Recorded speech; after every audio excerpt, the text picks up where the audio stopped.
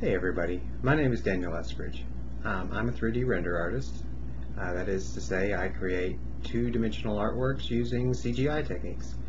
I've had a few requests to explain how it is I do what I do, so I've decided to put together a video walkthrough of my workflow. This is really intended for people who are new to this form of digital art, but other 3D render artists may be able to glean a tip or two. So without further ado, let's get started. Okay, so I like to start out an artwork by just coming up with a plan.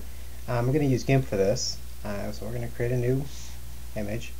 I like my images to be wider than they are tall, and I like to stick to closely what's called the golden ratio, which is 1.618 to 1, approximately 8 by 5, so we'll be doing 800 by 500 in this. I think what I want to do for this image is I'm just going to have a big old tree in the foreground. And then it's going to be covered in ivy, have a few branches, a lot of roots coming out. I mean, it's going to really be the star of this image. Have some landscape around it. And we'll recede off into the distance with some hills and some mountains. A few clouds up in the sky. This is just a quick gesture type drawing, nothing that big.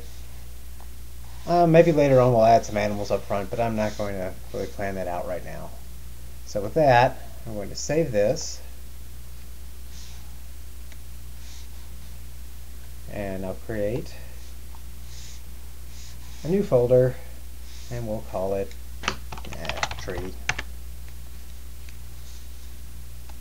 And we'll call this plan. And that's just all it takes to come up with some sort of plan, just to give us some sort of direction of what I'm going to do today. So for the next phase, I'm going to use a program called Blender to create the base model for the tree. Now, Blender is a very powerful program, and it's also open source and free.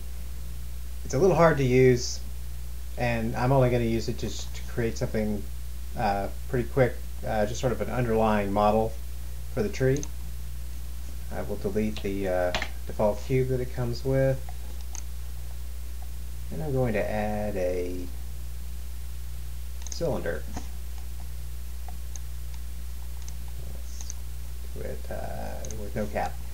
Now, the whole basis of 3D rendering is that you're taking sort of a virtual snapshot of a scene composed of virtual models. Now, this here is a cylinder. It's an example of one such virtual model. You can see it's not a true cylinder, but rather it's a network of, or a mesh of polygons. So you'll often hear 3D render artists refer to a model as a mesh. In this case, I'm going to just sort of extend this cylinder a little bit. I'm not going to explain how to use Blender. You can find tutorials all over the web for it if you really want to learn how to use it. Select loop. Like I said, I'm just going to use this to sort of create a rough tree trunk shape. It doesn't have to be perfect. It's just it's going to make things a little easier in the next phase, which we'll go into in just a moment. Extrude. Sort of give this a little bit of an S-shaped curve to it.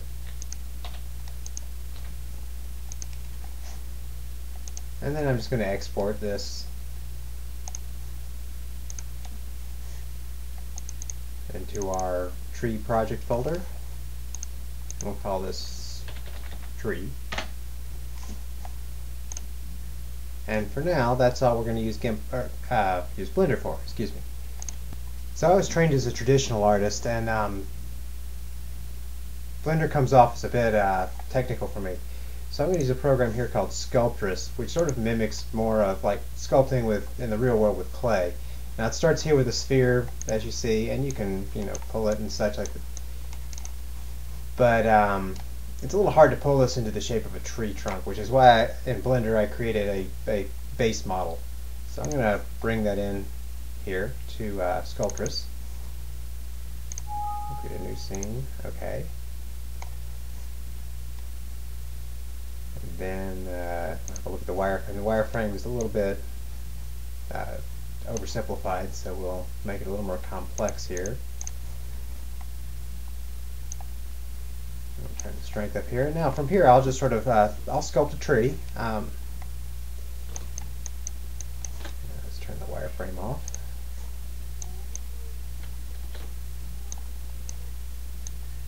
And sort of start pulling the shape out of a tree.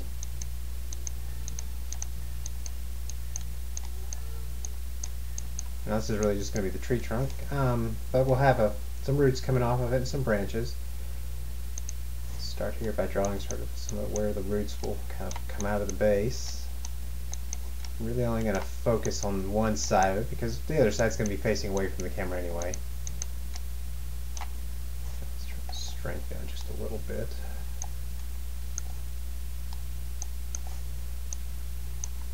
Going for some texture on this tree.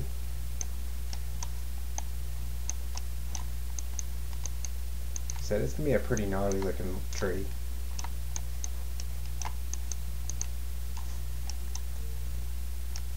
Let's sort of create the base for a branch right here.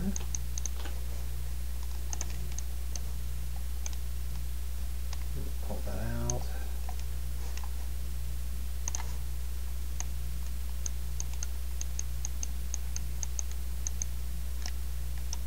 That comes off as a little two-dimensional, so let's get some more jaggedness.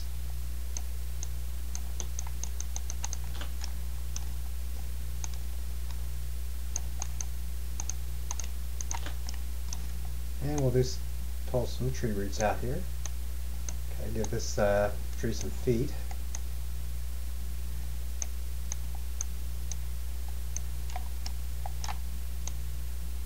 And again, you'll notice I'm really only focusing on a view from one side. You gotta remember that the camera is kind of a one-eyed idiot, and we don't have to worry about what it doesn't see.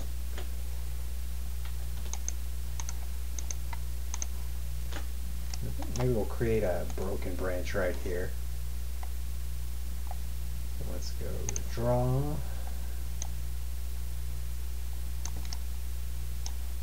And I'll shrink this down just to zoom in easier. So create a hollow here. Let's give it some sort of attach it to the tree a little better. It looks kind of funny from this angle, but now you're beginning to see that it's a broken branch that's been hollowed out just a little bit.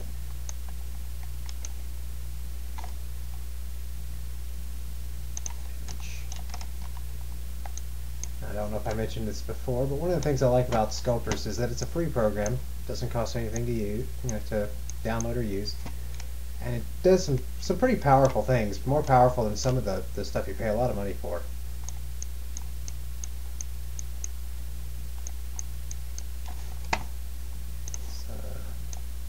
Make it quite so even.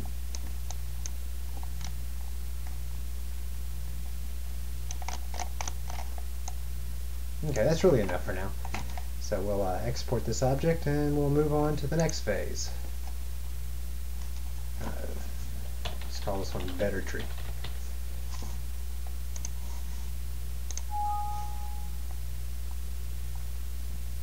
We could save it here, but I don't really need to. So up to this point, I've been using all software that one can obtain for free off the internet. Now I'm going to use something that's really expensive. It costs about twice as much as my computer, but I think it's worth it.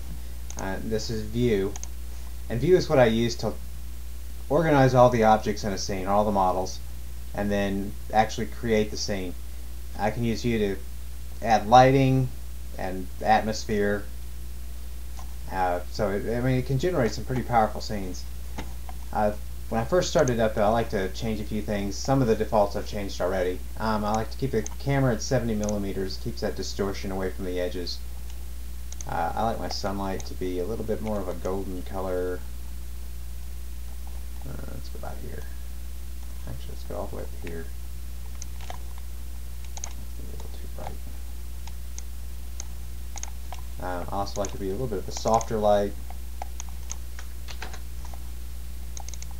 And this, I've turned the shadows down just a little bit.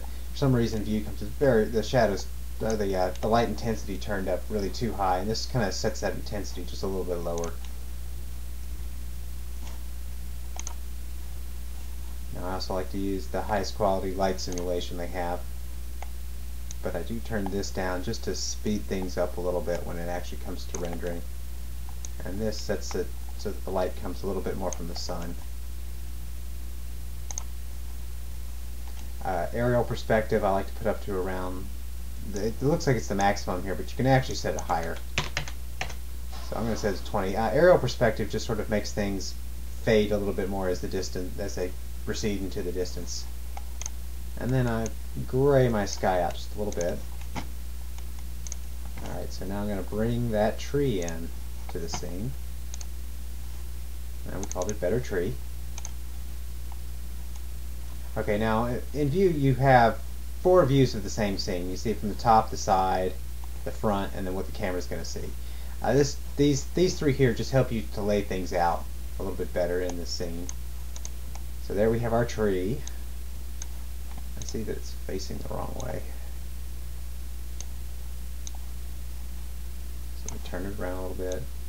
Let's move it to where we wanted, about 1/3 of the way over. And tilt it that way just a little bit. A little bit more of a spin. Okay, because I want that little branch to jut out. Let's get rid of that sphere.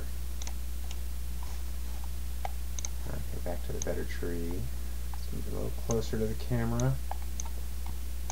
I want the camera to face up just a little bit more. Bring it in a little closer. Alright, so it doesn't look like much right now still. It looks pretty much like the tree did in Sculptris. Move the sun. I like to put the sun in sort of a traditional classic artwork location, which is coming over the viewer's left shoulder. Alright, so the tree's all gray right now. It doesn't have any texture. Back in Sculptris, I could have painted it to look like a tree. But instead I'm going to use a trick here where I wrap a photo of tree bark around it. And they call that a map picture. So I go and I find that tree bark. I just did something wrong. Oh. There we go.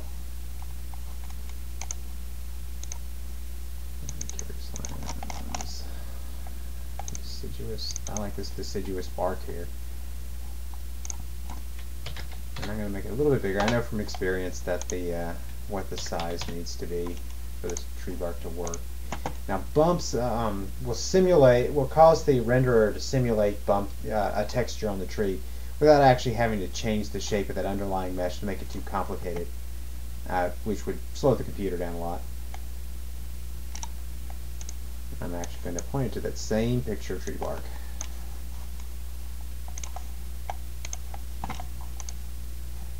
Alright, and I don't want to be quite that strong. Let's just do about 1/10 of that.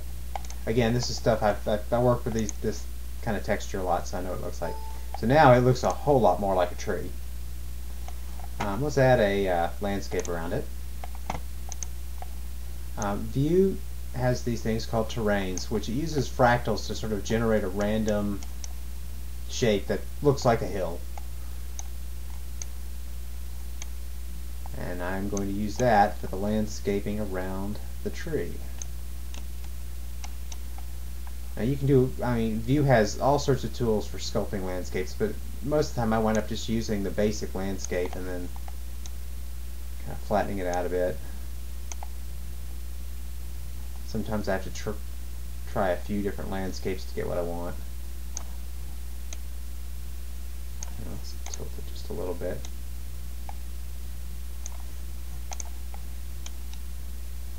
I don't want to hide all those tree roots that I made. That'll do right there, I think. Now it looks kind of stark and white, so we'll give that a bit of a texture. Vue comes with a lot of pre-created textures. I'm going to enhance this one a little bit. But I like to use sediment pretty much every time I make a landscape. It's just sort of a muddy, dirty type of texture.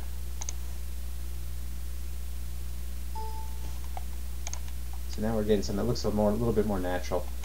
What I'm going to do now, though, is add some ivy to this. Now we're going to have ivy running up the tree, but the way ivy tends to work is it also tends to sprawl out from the tree that it's attacking. We're going to do that first because that's what we're working on right now. So I'm going to zoom in to where that tree is just a little bit. And I'm going to do what's called an ecosystem. An ecosystem allows me to kind of paint instances of a model onto something else in view. And I'm going to add a plant that looks a good deal like ivy, or like ivy leaves. And it comes bundled with view. I could always go back into something like Sculptris or Blender and actually make something that looks like an ivy leaf. It takes a long time, and sometimes I will do it. Just to save time, sometimes I'll use some of the pre-created content. I just got to remember where it is. There we go. Now this is the one I like. It's called Spring Hollyhock, and it makes sort of a good ivy-looking leaf.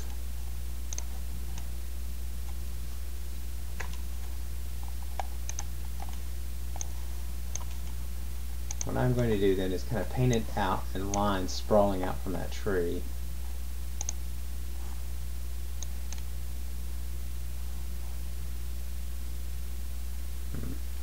I want the brush flow to be a little bit higher, but not quite so big. So it looks like ivy kind of going out just a couple of directions. Just a little bit this way. A little more down here. No, I don't like that one. Let's undo that last one. That's it right there. I don't need too much. I just want to give the idea that there's some ivy coming out from underneath the tree. Now I can do a quick render to check to see how that looks. And that looks pretty good, actually.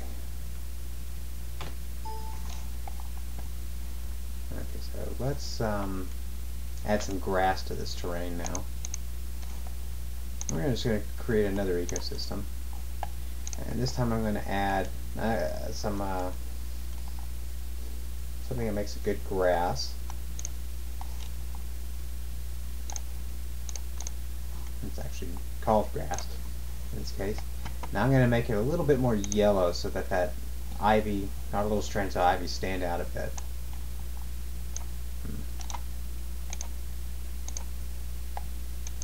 Make it a little grayer, kind of like a sort of a fallish grass.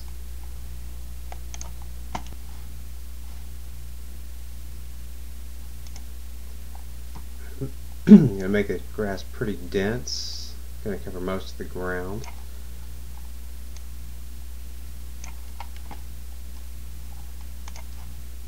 And make the size vary quite a bit.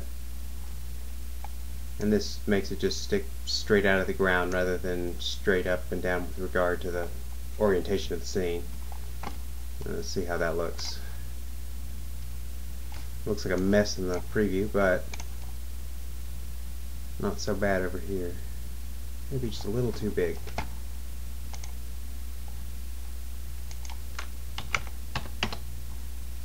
A little smaller.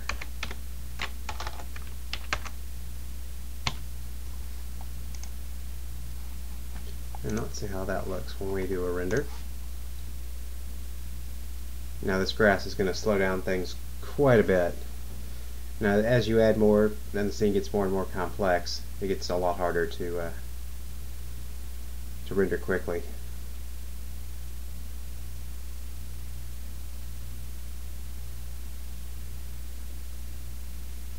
And it looks pretty good, but I think it's hiding a lot of our ivy on the ground, so I might thin it just a little bit. I think I also want to change the color to a little bit more of a brownish color. Down about there. And our density to about 80%. Let's maybe jack it up a little bit.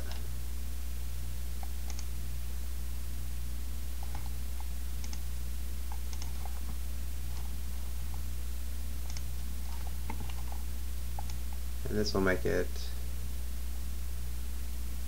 avoid our ivy just a little bit.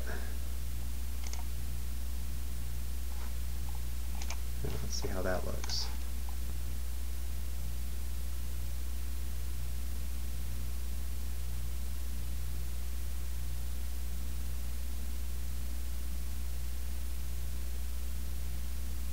I think I may have browned the color a little too much. Got some red showing through down here.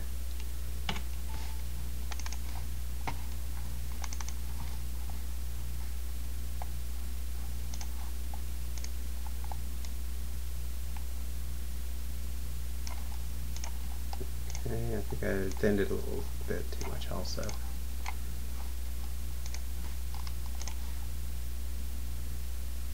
Okay, now I can see the ivy kind of coming through here, and the grass pretty much covers the ground. So I think I got that about where I like it.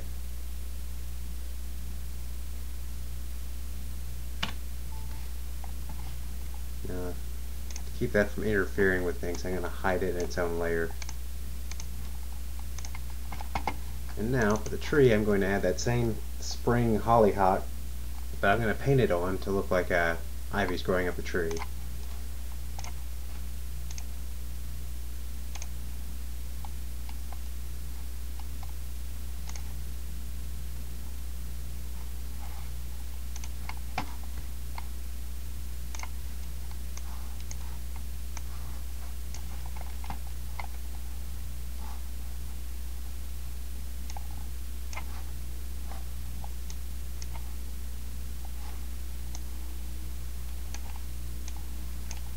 I'm going to make it kind of pretty thick towards the bottom, and we'll have it thin out as it goes up and not cover quite so much. So we'll quick up that way. And let's see how that looks.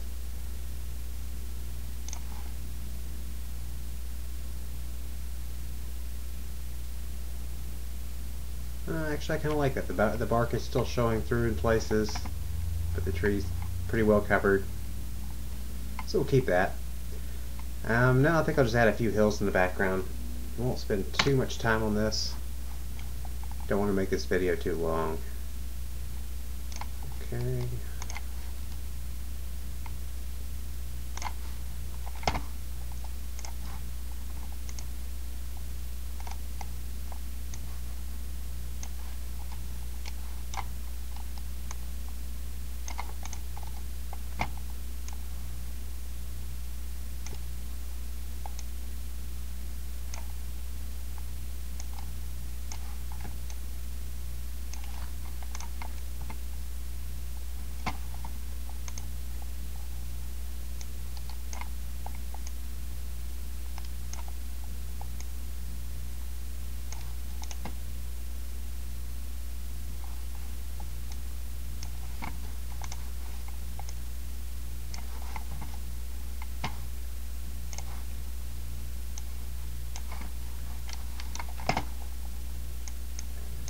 Like I said, I'm just letting it train. I think I'll just go back a couple of hills.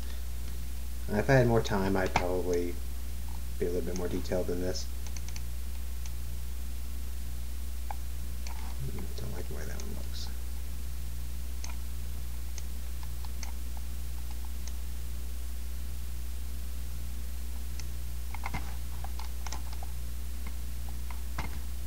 So we'll just give this. I'm just going to kind of do a shortcut here. Normally I would actually put grass using an ecosystem so that when someone buys a very large version of the print, the grass doesn't look too funny. But right now I'm just going to do a shortcut in color to look sort of like grass in the distance.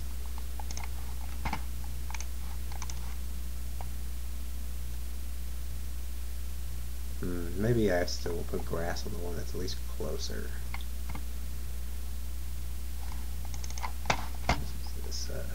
Ecosystem.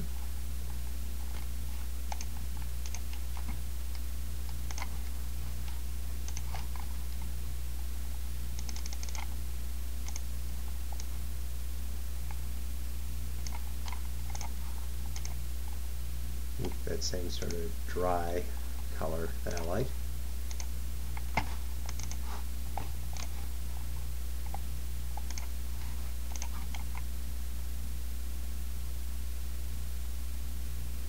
Okay, and I'll add a mountain in the background, just a sort of a low greenish mountain.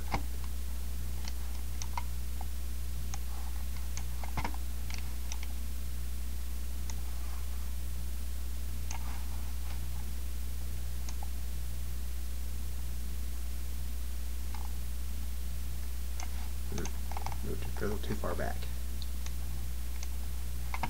Oh, that will work.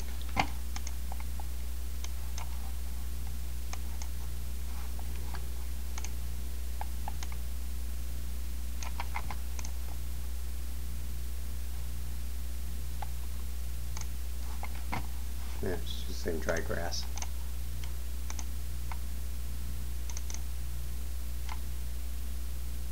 I don't like that. Let's do something a little bit darker. There we go. Looks like some nice mountains way off in the distance. And then I'm just going to add a few clouds. There's lots of ways to add clouds in Vue. This is a really quick one. Adding clouds, though, does tend to slow the render down quite a bit. I like to have it a little bit more covered, not so sharp. Other detail. You can see up here in our preview window what kind of effect that has. That's good enough for now. I think I want to add some leaves to our tree in the foreground, though. Let me just hide these terrains back here in our layer.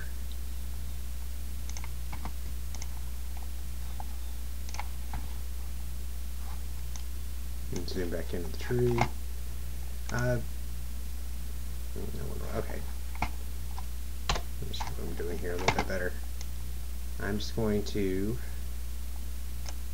add a bush. It's just a bush one crawling. I find that it makes a pretty good set of just foliage.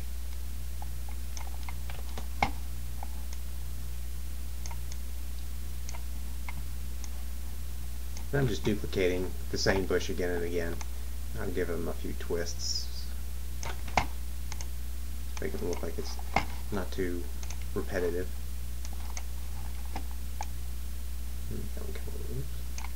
Go a little bit lower.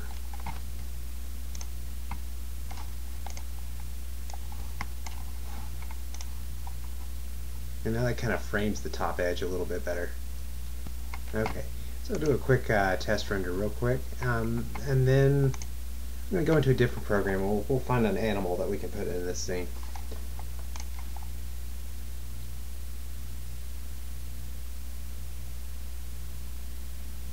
And pause the video while it renders because it's going to get pretty slow.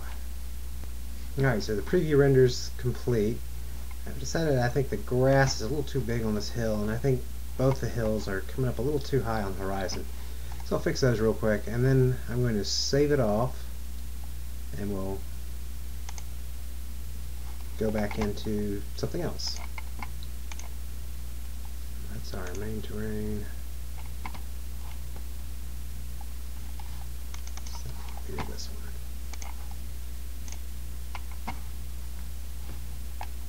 I'm going to put my background terrains in another layer. Yeah, there we go. That makes it easier to work with. Have this one go down a little bit further. Same with this one here. Now the grass was too big on this one, so we'll make that a bit smaller, about half the size.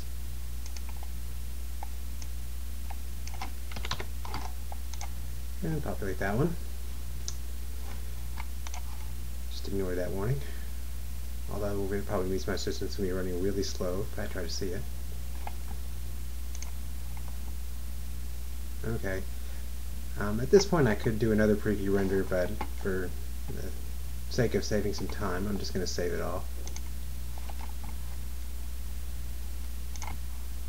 It probably was a little bit dangerous of me to put the whole scene together without saving up to this point. Usually I save about every 15-30 minutes. Let's see, projects tree.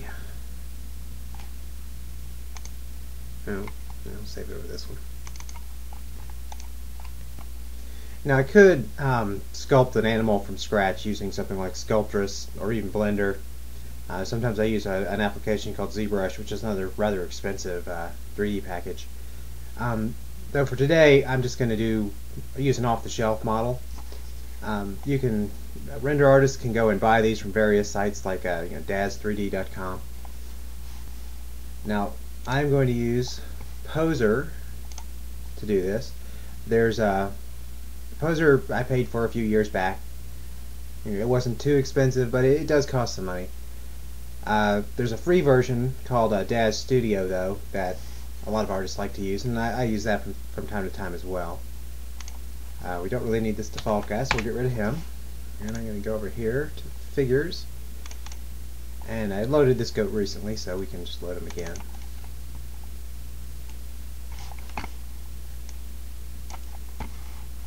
I think he's got everything set up. We just need to give him a... That's not what I wanted. Raise him up here. We're not going to do too much because he's going to be mostly hidden by the tree.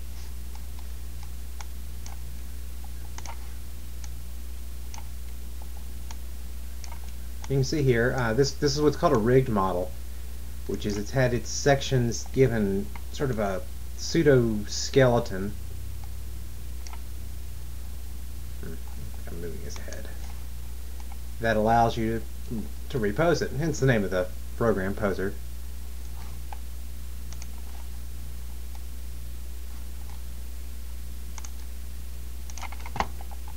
Let's see, that's a little better.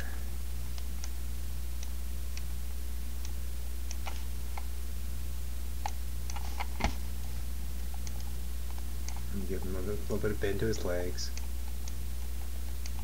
Not too much. And I'm not even going to bother with the back half of him, because that'll be obscured by the tree.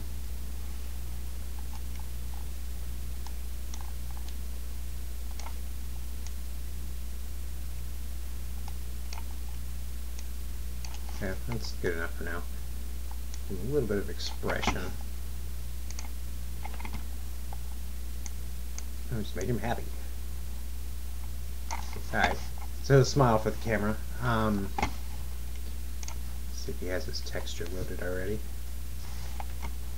Doesn't look like it. So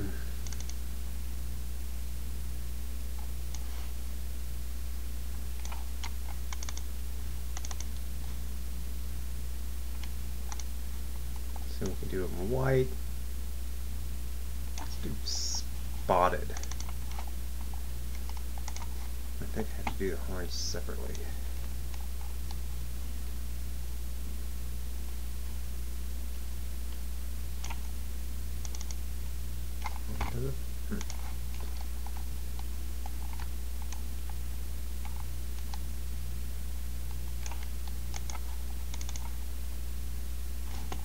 Spotted beard. Spotted tail. Oh, there we go. That's the horns. Alright, then we'll just save that. Projects tree.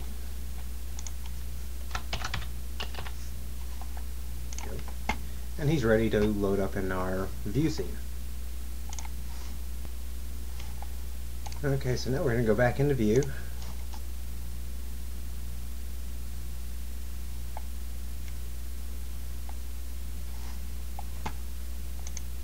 And load our tree picture.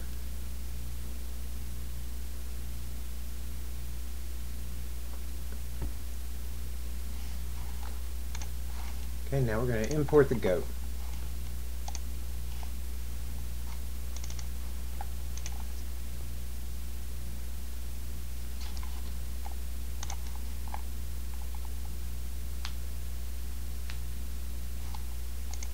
We just need a single frame. It allows you to do some animation stuff, but I've never really done much with the animation.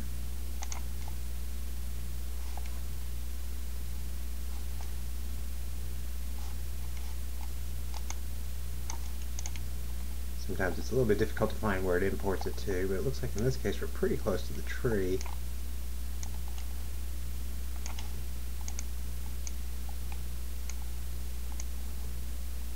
Yeah, he's way too big.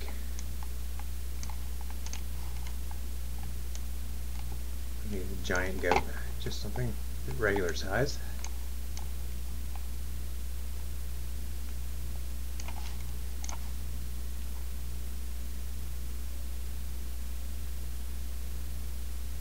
actually do right there. Let's move them up a little higher.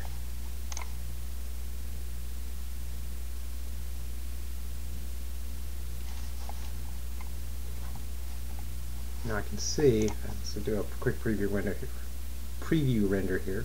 It may be a little too dark. I'm going to fix that by adding some more light in.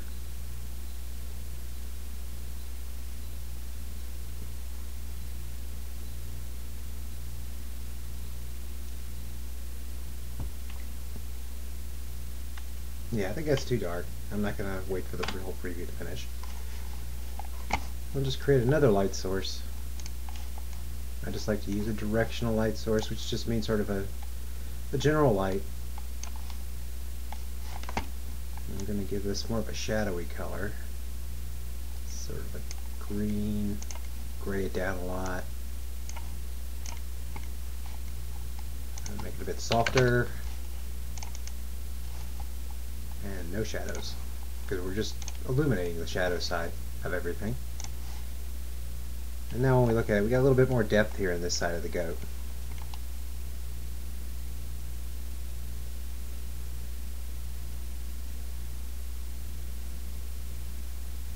And so with that, let me, when I saved it, I didn't save this hillside populated, so I'll repopulate the grass there, and then I'll go to the final render.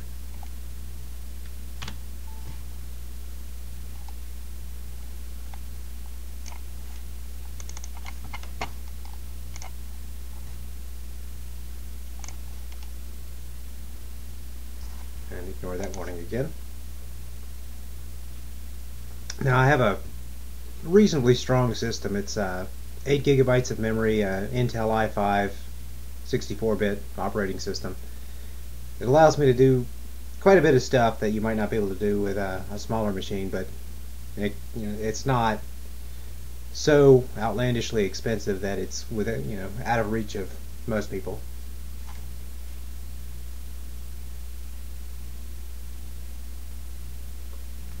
I think I paid about $600 for this computer that I'm using right now. Okay. And now I always like to just leave it on the sunlight whenever I save it or go to doing anything else, because it sometimes if you leave it set on something with an ecosystem, it slows your system down. So now I'm going to set it for a final render. When I do a final render, I just use the preset. It used to be that I would do a lot of user setting, custom settings, but with the latest versions of Vue, just using Final does a pretty good job. I'm going to set a render to screen. Sometimes I set it, if I know the render is going to take a long time, I'll set it to auto-save to disk in case the computer crashes at some point or we have a power outage. And then for the size, I'm just going to do 3000 by 4000. Sometimes I go as high as 6200.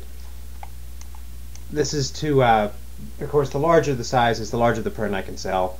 I like to be able to offer prints up to at least 3 foot by 4 foot. For this though, we'll go a little smaller. It'd still make a pretty good sized print, and it'll give us some a pretty good sized image to work with in post-production. And with that, start the render. And then this will probably take, well, with the clouds, it'll probably take about 2 days to finish rendering.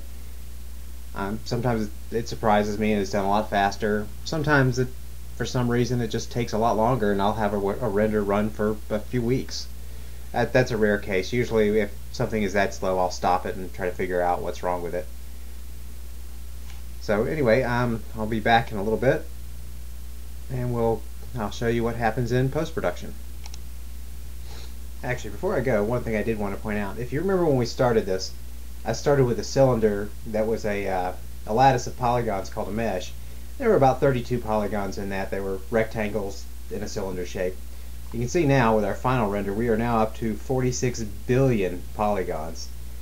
Now back in the old days, the 1980s, I used to use a rendering engine where you had to type text in, and you actually had to specify the vertices of every single polygon, which of course would be impossible to do, 46 billion. Nowadays the technology has gotten quite a bit stronger, and you can do something like this. So the render is done, and you can see it took 47 hours, 36 minutes, and 41 seconds, so pretty close to 2 days. I'm just going to save this real quick. I'm going to save 2 files actually. The first is the picture itself, and we'll go to our projects file, save it there. And then I'm also going to save what's called the depth map, or the Z map. And this will let us do some neat tricks in post-production.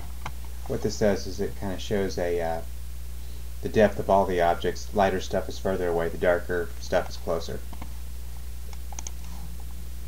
So we'll save that.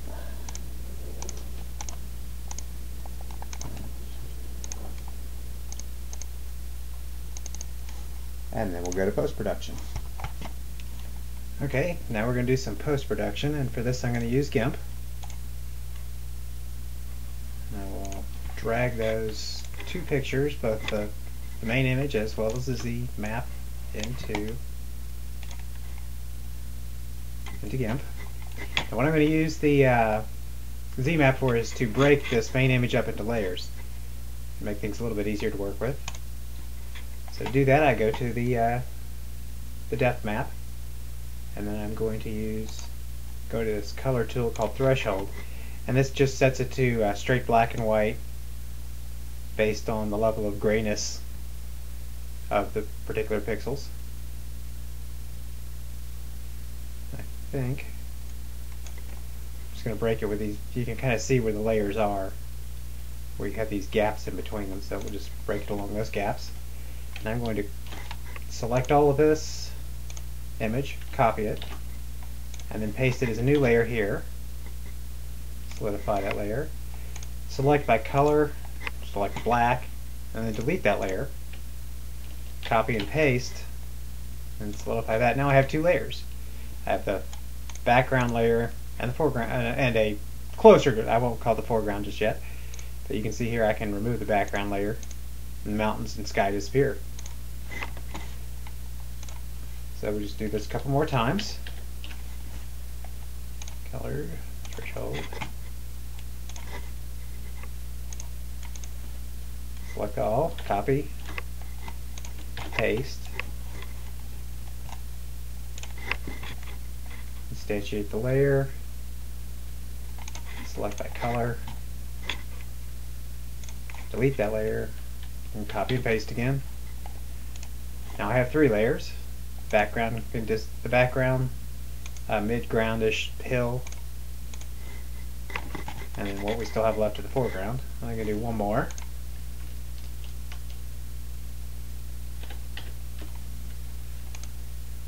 Threshold. And we'll pick this gap right here. Now you can see we have a nice foreground.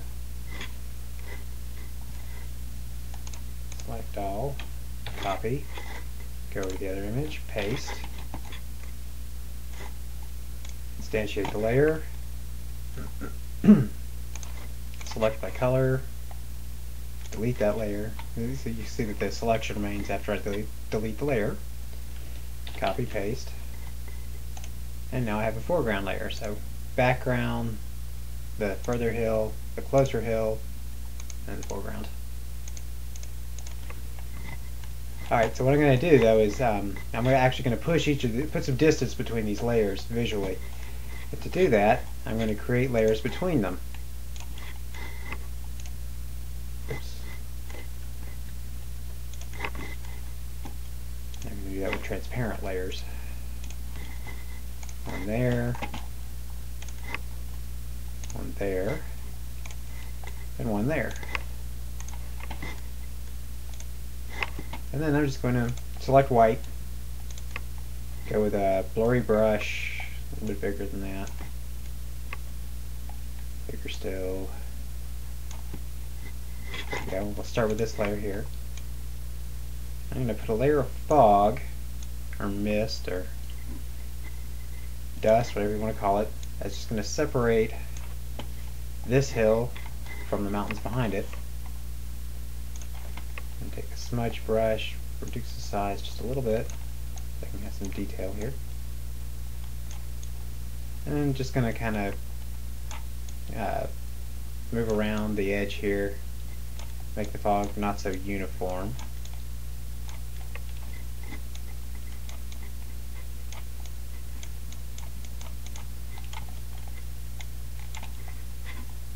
And make it a little bit more transparent. Set it down to about 70%. And I'm just going to do the same thing here. Don't have to do very much here because it's just this little bit separating, or just this little piece of hill to separate. Same thing again. Do it up with the smudge brush. And reduce the opacity just a little bit. Not as much this time. Then one last one, and this one's really going to make this foreground hill jump out a bit.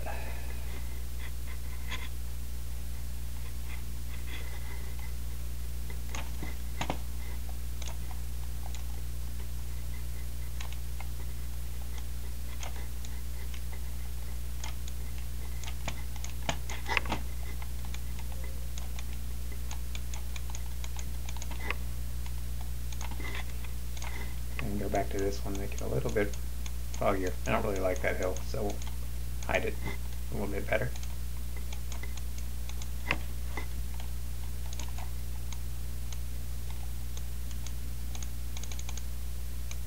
A little bit lower on this one.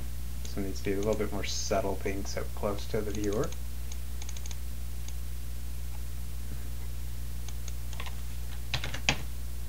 There we go.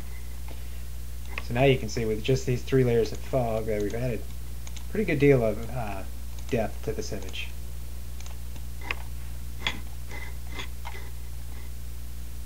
Now I think I'm going to show you a technique I use to, it's sort of an old school painterly technique that I use to make the fur on animals look a little bit better. I'm going to pick up a bristle brush and go to the foreground layer. And zoom in a little bit on my goat. And set the smudge brush to a rate of about 75. And I make it a good deal smaller. Let's do 15. That's too small. 30. And that looks better. And now I'm just gonna I go to the inside of the goat's outline, press down or depress the button on my mouse, and then pull out. And this breaks up that harsh outline that the polygons of the render left us with. Now let's zoom in a bit more. I find it a lot easier to get very close when I'm doing this. I'm going to give the fur a little bit of a come out and kind of give it sort of an S shape. It doesn't look too good really close up, but the image is going to be, I mean, right now we're zoomed in at 263%. At 100%, and you can see I blurred the leaf there. So I'm going to undo. Now I'll just sort of skip it, that area for now. Hope nobody notices when I look at the image.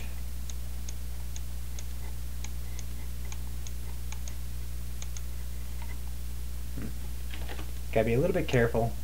I don't want to blur light over dark, or don't want to cut the hairs by blurring in the wrong direction. Same thing down here with this underside. Now I'm going to deliberately screw something up here. You can see I go down here and I blurred the leaves. So what I can do to fix this is go back to my depth map actually. And I can set the threshold to try to find right that point where the leaves and the goat are separate. Colors, threshold, and that's going to be somewhere in this part of the histogram. And that's it right about there actually. So we're going to select it all. Copy it, go back over to our other image, paste.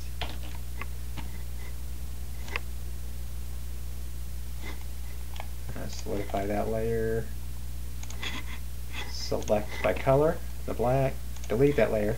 Now I'm going to copy from this layer here where I didn't do the damage. Copy, and paste, and solidify that layer, and you see here I fixed that smudge in the in the ivy that I made. So now I can go back to, this was the layer I was blurring to make the fur. And anywhere there's kind of a too regular or too straight of a line in here, I'll just go through and pull out some fur.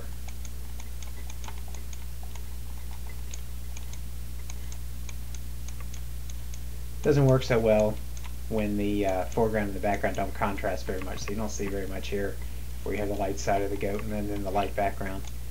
It works great when you're going from doing it across the high contrast areas. So when I make an image, I'm usually pretty careful to have my foreground characters contrast from the background as much as I can. Or when I have animals, at least, so I can do their fur. Let's fix this right here.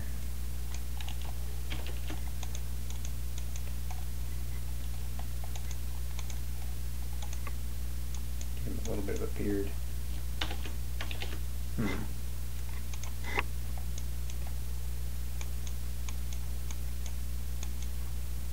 Oh, that's because we have this layer right here. So when you have this problem, you just go in and delete that, or erase that part of the layer.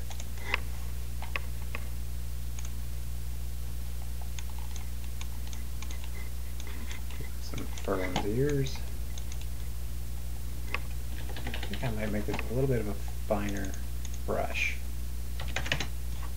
Reduce it by about 1/3. Sometimes when I go to the head, I get a little finer with the fur.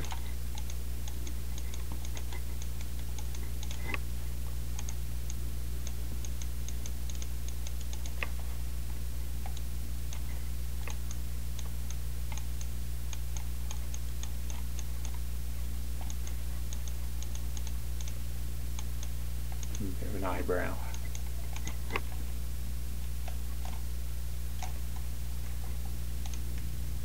Zoom out a little, make sure there's no funny shapes left by polygons.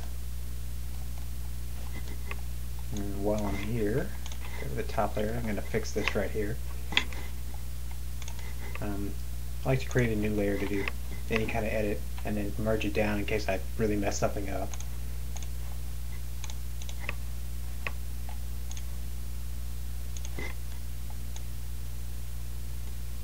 I'm just going to make this hole where this branch used to be a bit deeper looking.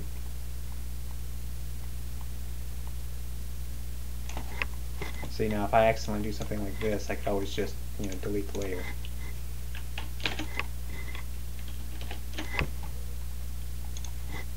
I'm going to smudge this so the shadow is a little bit more gradual. And just cut the opacity down. Probably go pretty far down on this. So you still see a little bit of detail in here.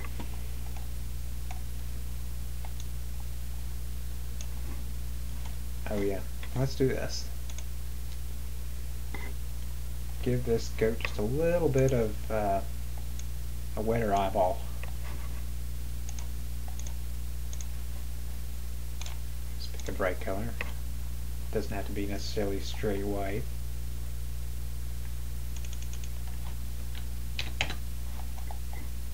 We'll just put a little bit of a highlight there. Sometimes Vue doesn't do real good, or the render engine kind of messes that part up when it comes to eyes. If I just go to 100%, you can see now his eye looks a little bit more round. It looks like it's reflecting that light. It looks like it's a wet eyeball. You see here, you can see what it looked like before. Just a little bit of a trick. Yeah, you'd be surprised how many people it makes a big difference to, though, just when they see the eye with that just a little bit of highlight.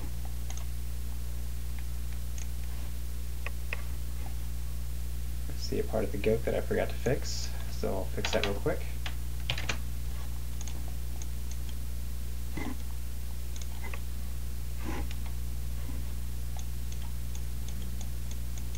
Don't want his jaw to be too solid. Alright, so I'm going to zoom all the way out, or out enough to see most of the important part of this image. And then I'm going to flatten all the layers. And I'm going to adjust the colors. The first thing I always do when doing color correction is go into levels. It's a pretty good idea to have a full contrast. And you can see here on the edges I've lost a little bit on the histogram. There's no pure blacks. So I'm going to pull this up so that there will be some pure blacks, and there's also no pure whites. I'll pull this down so that at least the brightest color is white, darkest color is black. I have a fuller range of contrast now. Not this image, it's not particularly apparent. You can see a little bit of a difference here though. Sometimes I mess around with the middle values. I'm going to get just a little bit darker. Not too much. You can always experiment and just, sometimes the first thing I try to do is the auto and see how that looks. Usually I don't like it though. So let's get back to where we were.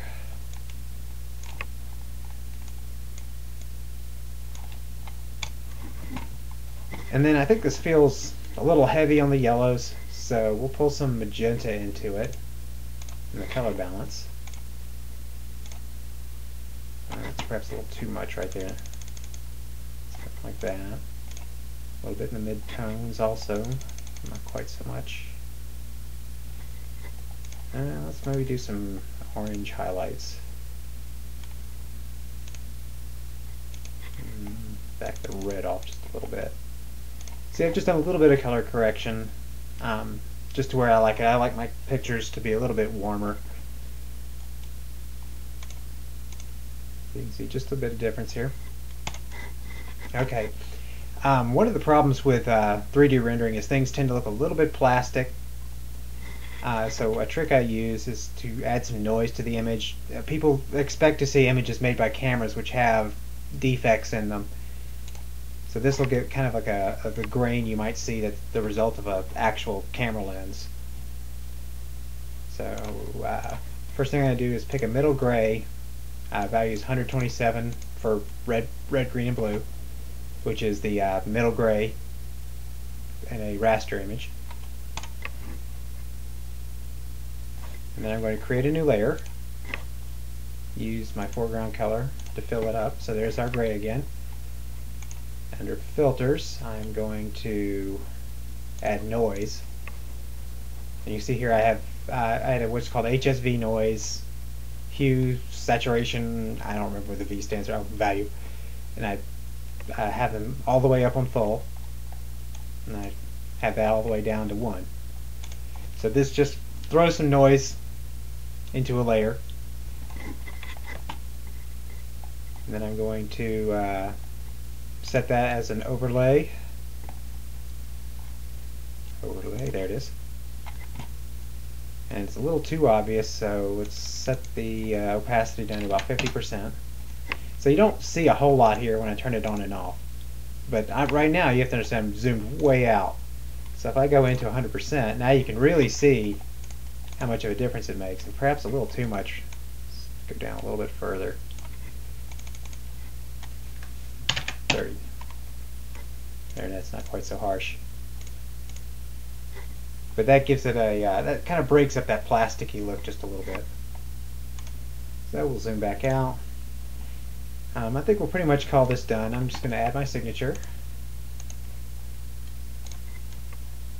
And I just have a stamp here that I created a few years ago that I just add to everything. Sort of like a watermark, I suppose. Select all. Copy. Paste that in.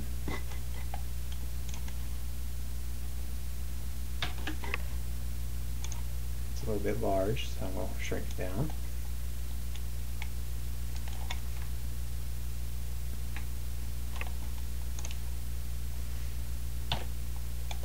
And move it to somewhere where it's not too obtrusive. I'm going to balance its color out just a little bit to match the grass behind it. Now let's zoom in first.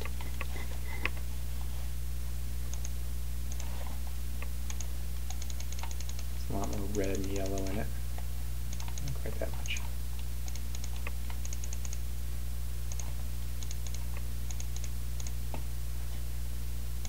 Okay, and then lower the opacity of that.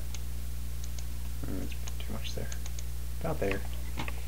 I want people to be able to still see it, but I don't want it to be too obvious. And then I'll export.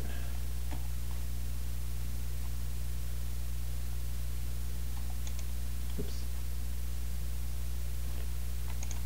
Not exactly what I wanted. Export, okay. To tree.jpg. And then I usually set the quality pretty high for a JPEG. Come down to 1 just to save some space on the hard drive, I suppose. And save it. So now we can have a look at it here, as about a full screen as you can get. So we'll call this one done. Hope you enjoyed my video. I hope you maybe perhaps learned a little bit from it. This is probably not the best of my images, but I mean, I normally take about 10 times as long on an image. I will still make this one available for sale as a print if anybody would like it. You can find my gallery at DanielEskridge.com.